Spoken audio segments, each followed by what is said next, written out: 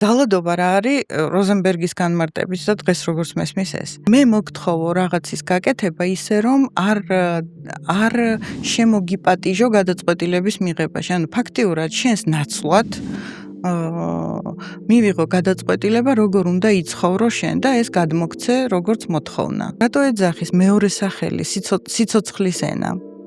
სიცოცხლე ჩემში სხვადასხვა რაღაცებს ამბობს ამა თუ იმ მომენტში. მაგალითად, სიცოცხლე ჩემში ამბობს, რომ ეხლა მე მინდა ეს სწორად არ მინდა ჯდომა, მინდა წამოვწვე აქ საათი. მე ახლა პოდკასტს რო ვწერთ, წამოვწვებოდი და ესე წამოწოლილი დაგელაპარაკებოდი.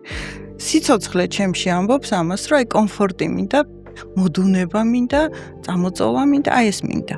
შენ ან საზოგადოება, ან წესები დაწერილი თუ დაუწერელი მეტყვის, რომ არ შეგიძლია, შენ უნდა იჯდე გასწორებული, სწორად, ხერხემალი სწორად, ეს არის სწორი ფორმა პოდკასტზე ჯდომის. და არასწორად თუ მოიქცევი, გაგრიყავთ. არ მიგიღებ.